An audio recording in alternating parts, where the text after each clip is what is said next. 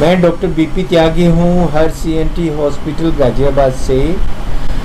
आपको एक हेल्थ रामायण के बारे में बताना चाहूँगा कि हमारा हेल्थ रामायण से कैसे लिंक हो सकता है।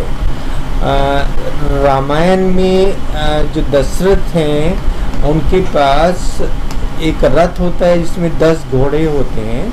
जो 10 घोड़े हैं वो हमारी 10 इंद्रियों के बराबर होते हैं।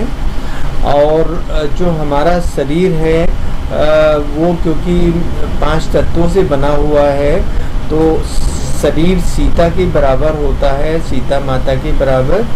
और जो मन है वो लक्ष्मण के बराबर अगर हम माने, और जो आत्मा है वो अगर राम जी के बराबर माने, रामचंद्र जी के, तो ये हमारा एक हेल्दी शरीर होता है। अब इस हेल्दी शरीर में विकार कैसे पैदा होते हैं? अब जैसे जो हमारे दशरथ थे वो एक अपनी रानी से बहुत ज़्यादा प्यार करते थे, तो उसकी वजह से जो उनकी सारी इंद्रियां थी उनमें डिसबैलेंस हुआ। और वो जो रानी है अपने बेटे को राज देना चाहती थी, तो राज देने के उसमें तब रामचंद्र जी को वहाँ अयोध्या छोड़ना पड़ा। रामचंद्र जी का अयोध्या छोड़ने का मतलब ये हुआ कि आत्मा हमारी चली गई, हमारा मन चला गया, हमारा शरीर चला गया। तो जो हमारे दशरथ जी हैं, आत्मा जब चली गई तो उनकी मृत्यु हुई। ऐसे में जब हमारा शरीर डिस्टर्ब रहता है तो सीता माता के पास कोई राज की कमी नहीं थी, वो महारानी थी। उनका भी मन मारीच को देखकर ललचाया जो कि सोने का हिरन था। अब जब हमारे मन में लालच आया तो हमारे शरीर के ऊपर राक्षस प्रवृत्ति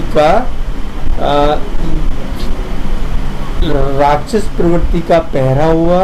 राक्षस प्रवृत्ति मतलब रावण ने सीता जी को कैप्चर कर लिया। अब हम इस अपने शरीर को कैसे ठीक करें जब उसमें इंद्रियां हमारी ललचाई हुई हैं, हमारे अंदर राक्षस प्रवृत्ति आई हुई है, हमारे अंदर लालच आया हुआ है। तो ऐसे में अब रामचंद्र जी को हनुमान जी का सहारा मिलता है। हनुमान जी वो क्योंकि वायु पुत्र माने जाते हैं और वायु का ही हमारे शरीर में सारा खेल होता है।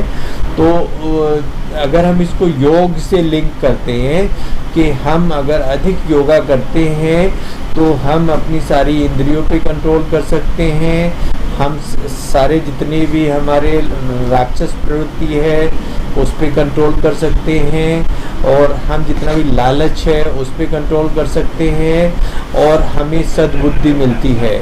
तो इसमें जो राक्षस प्रवृत्ति है वो रावण का पूरा परिवार आता है। जब हम हनुमान जी साथ में होते हैं तो पूरा परिवार मारा जाता है, और जो सद्बुद्धि है वो हमें उनके भाई से मिलती है, और जो सुषेण वैद्य हैं उनसे हमें मेडिकल हेल्प मिलती है।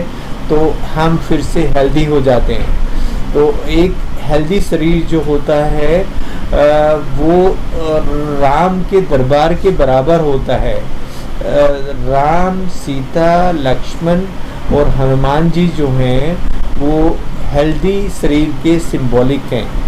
इस आने वाले जो अभी आने वाला दशहरा है उस पे हर सीएनटी की ओर से मैं सबको हार्दिक बधाई देता हूँ, और उम्मीद करता हूँ कि जितनी भी इस तरह की प्रवृत्तियाँ हैं वो अपने अंदर ना लाएं और अपने आप को हेल्दी रखें, सोशल डिस्टेंसिंग मेंटेन करें, और जितने भी कोविड प्रोटोकॉल हैं उनको मेंटेन करें। Thank you.